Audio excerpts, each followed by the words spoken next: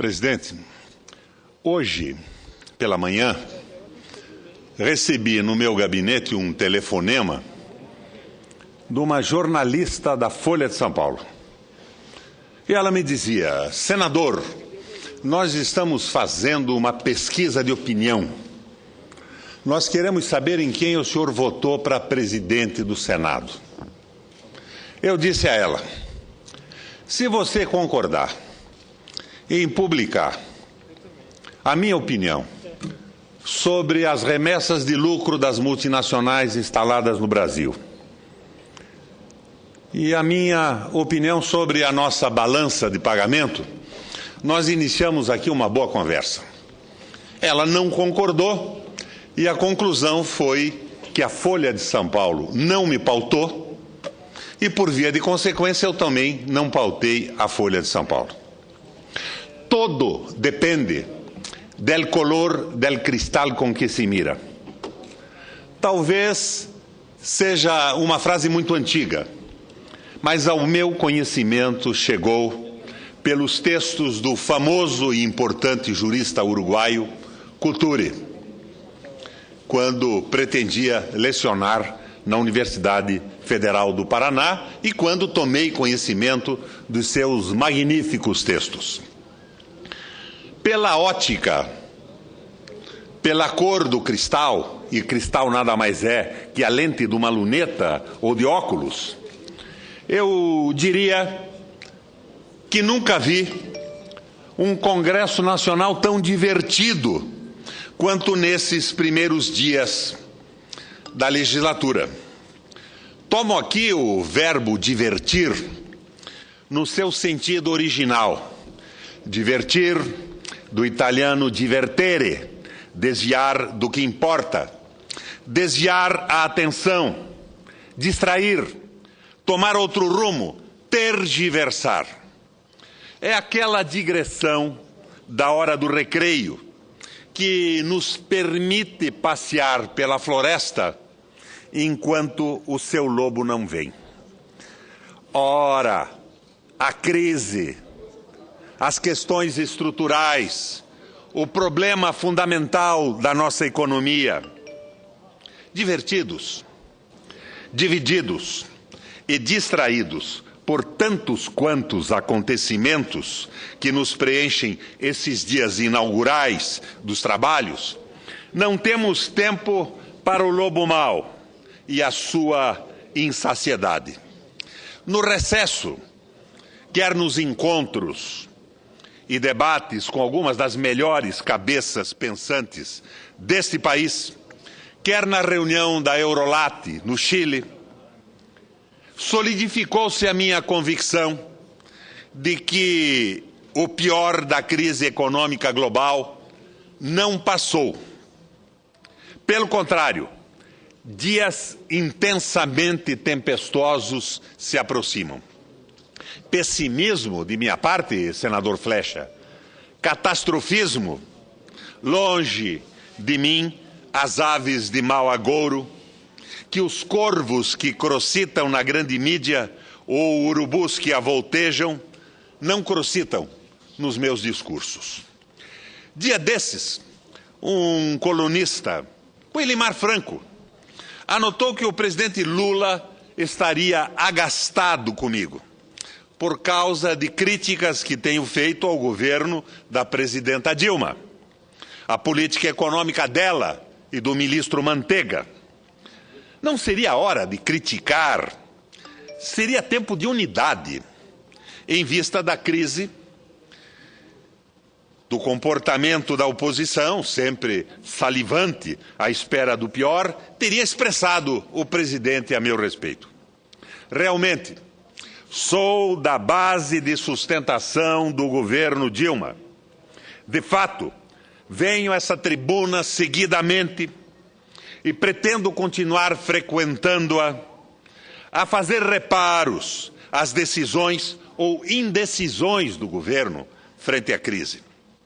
Meu respeito e a admiração pela presidente, meu apreço pelo ex-presidente, não podem inibir constranger as críticas que tenho feito e devo continuar fazendo. Uma coisa é despejar água para movimentar o moinho da direita, como fazem os porta-vozes midiáticos da própria direita, como fazem vozes congressuais, como fazem os ressabiados pela queda de juros, com o corte da conta de luz, com os programas de investimentos sociais, com a política de cotas, com a visibilidade dos pobres e dos negros. Outra coisa é o campo da esquerda, que não é necessariamente o campo do governo e de toda a sua bancada. Outra coisa é prescrutar, estudar e propor alternativas a um caminho que sabidamente não leva a nada, pelo menos à vista dos interesses populares e nacionais.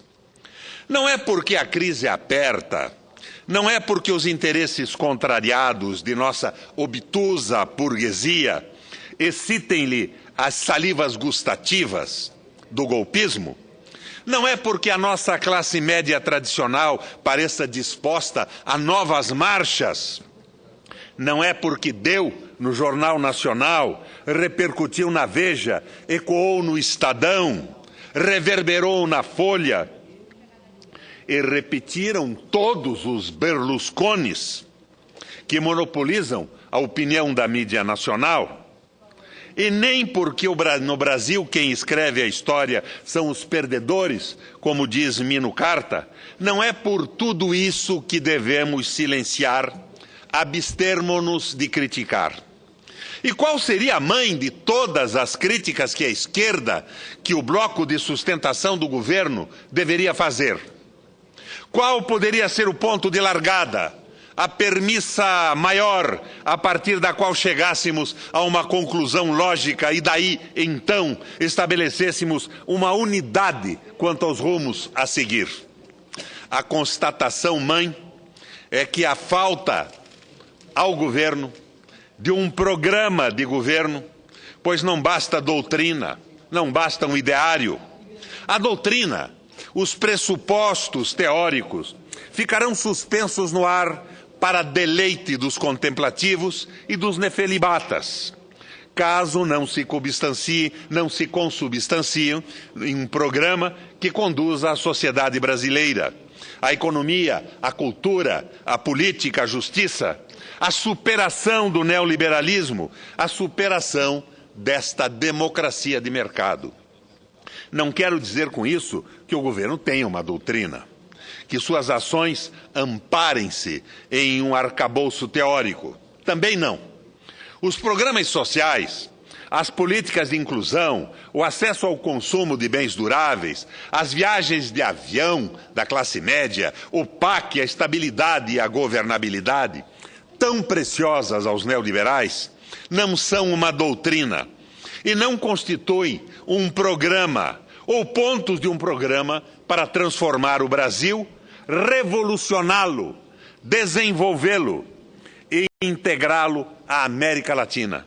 Que sem esta integração encurtam-se as nossas pernas e debilitam-se as nossas esperanças de um país e de um continente independente, próspero, justo com os seus povos.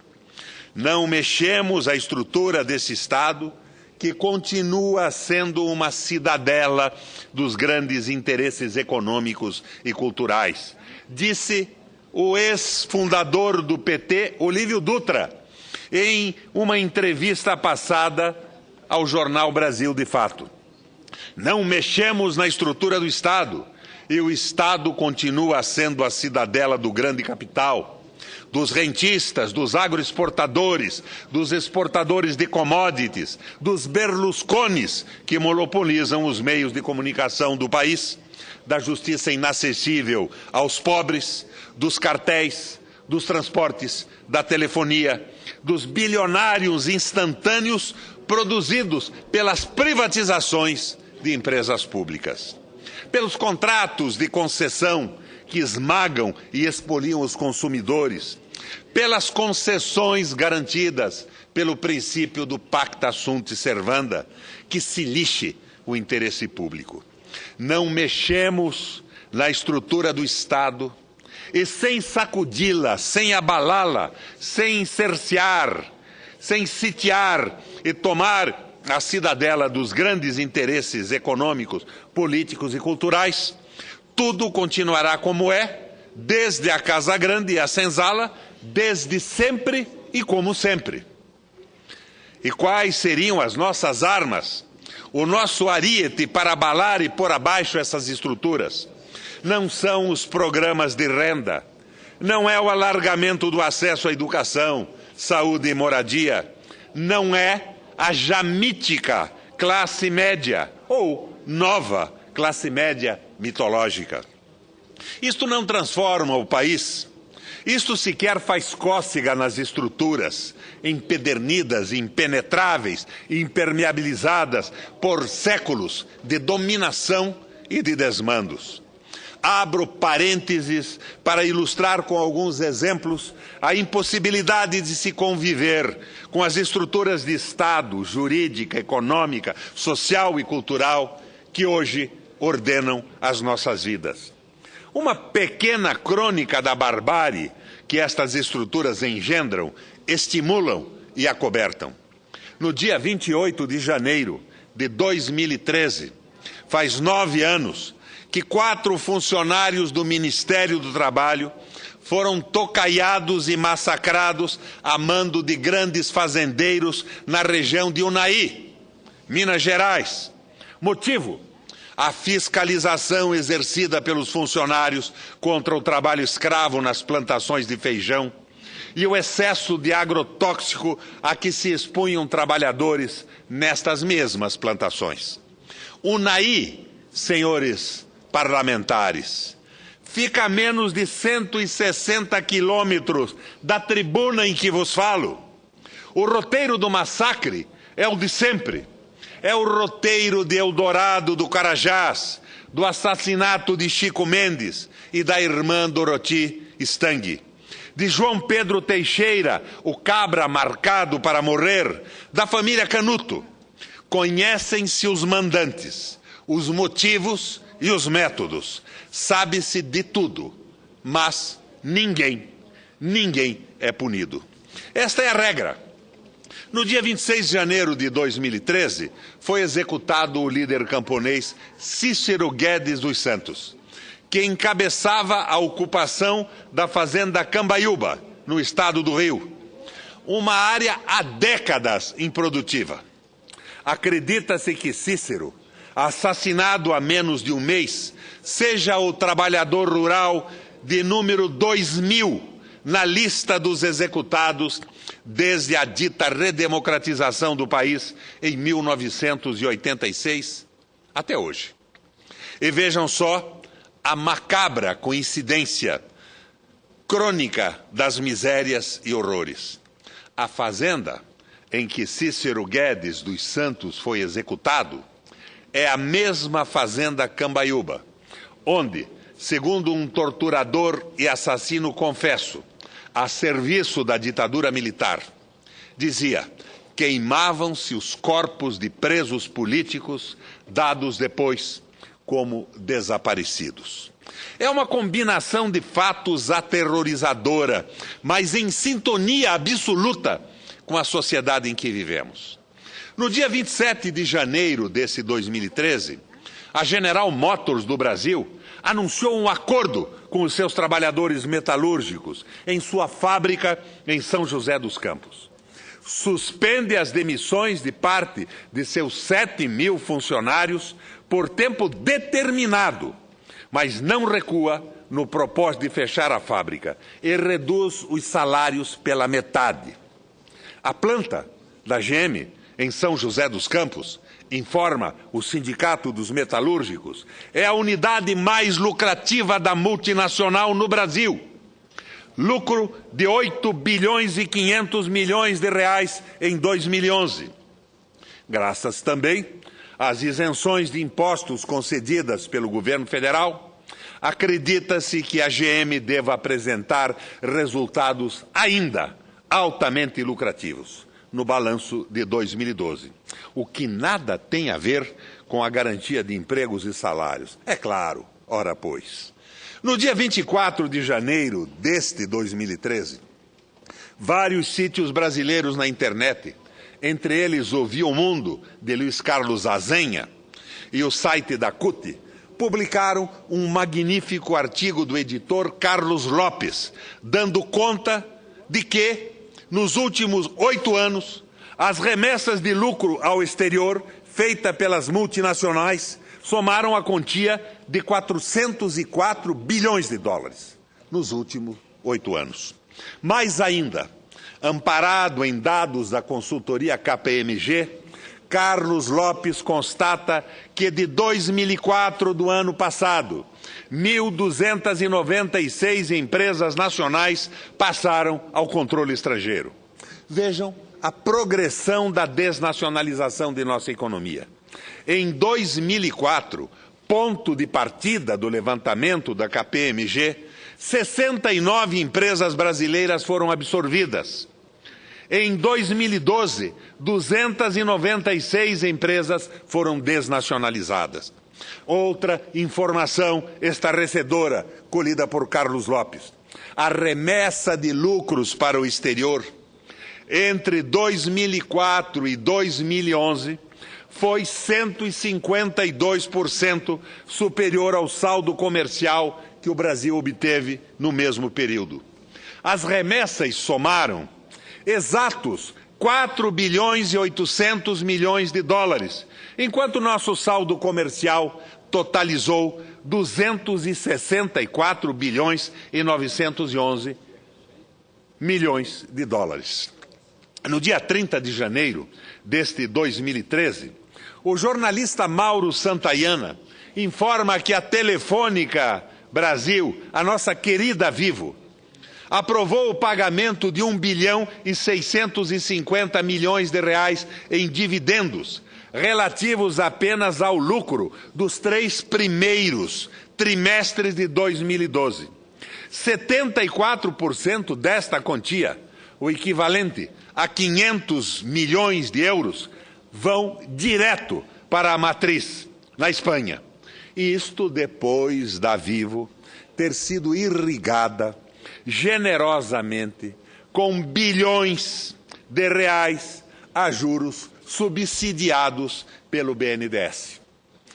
A pôr a esses números qualquer adjetivo nada acrescentaria. E fecho parênteses, porque acredito que não seja necessário ajuntar outra ilustração de nossa tragédia. Diante disso, como reagimos? Como reage o governo? Reagimos por espasmos. Nós e o governo.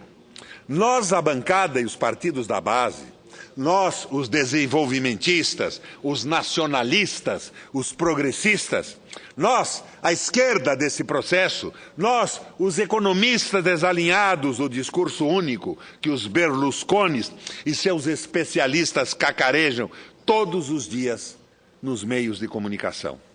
Como reagimos?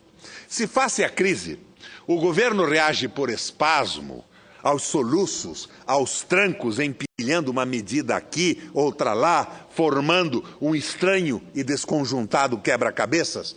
Nós também fazemos críticas pontuais, localizadas, sem ver o todo aonde se dá, na verdade, o jogo. Porque tomamos a árvore pela floresta e nos tornamos tão parciais que limitados quanto ao governo.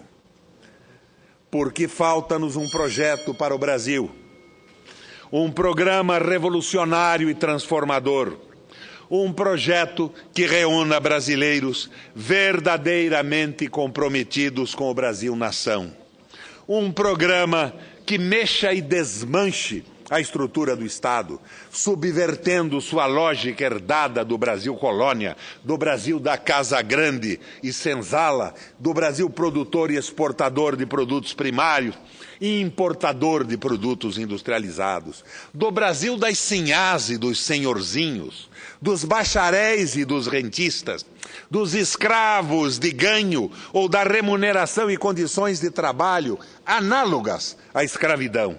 De novo, sou obrigado a talhar com outro parênteses.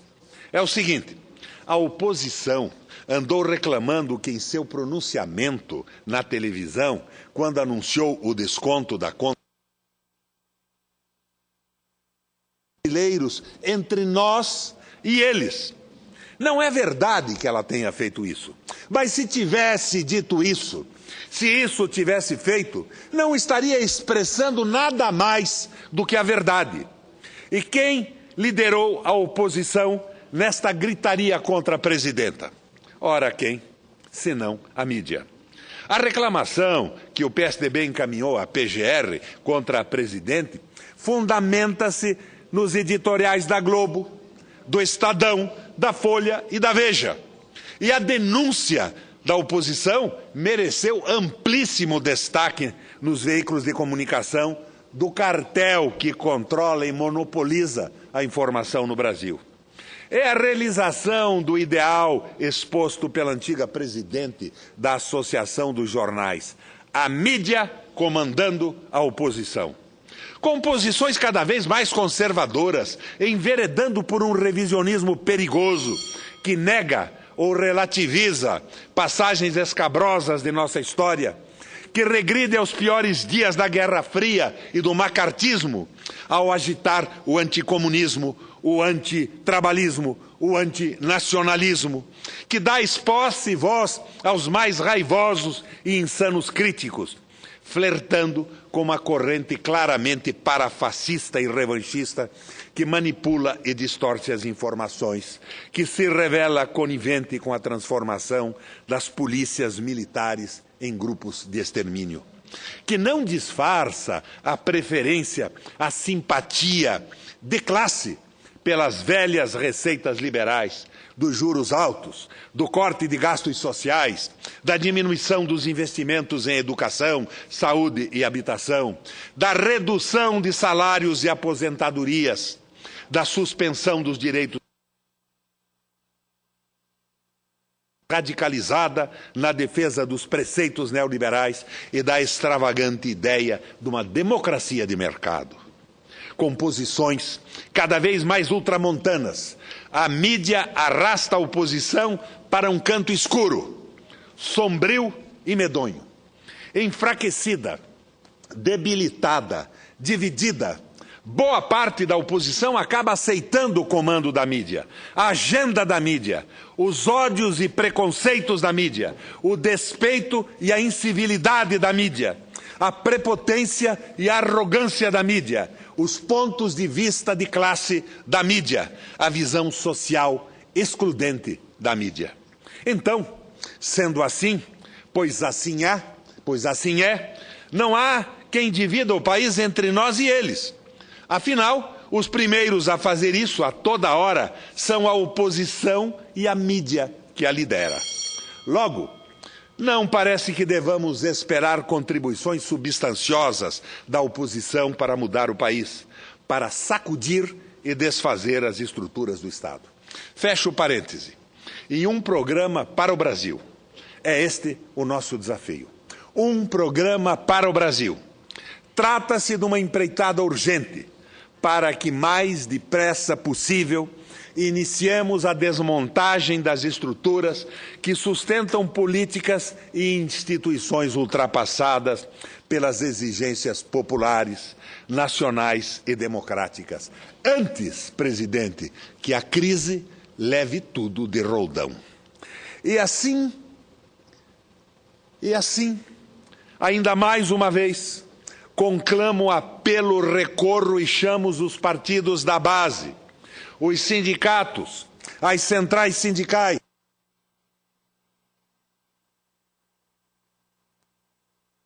entidades estudantis, organizações profissionais, organizações camponesas, os jovens, as mulheres e os homens que amam esse país, que amam seus irmãos mais pobres, que são solidários com os trabalhadores, os empresários nacionais, os professores, os blogueiros progressistas, os socialistas, os comunistas e os humanistas. É o Brasil que pede socorro. É o Brasil que, acuado, cercado e espoliado, busca uma saída para a independência, para o desenvolvimento, para a prosperidade e a felicidade do povo. Um programa para o Brasil.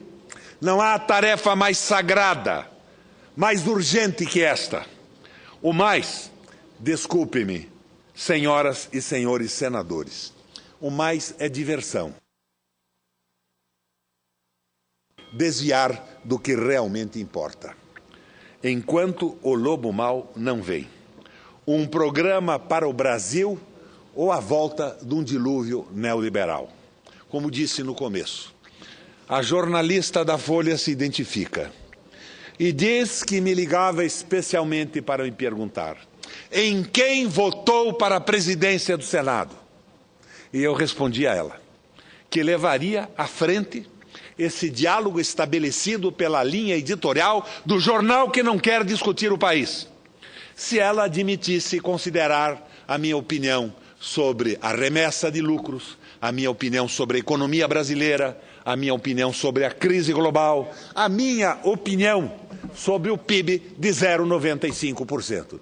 Ela disse que não, que eu estava pautado para dar a resposta que ela me pedia. A Folha não me... A Folha.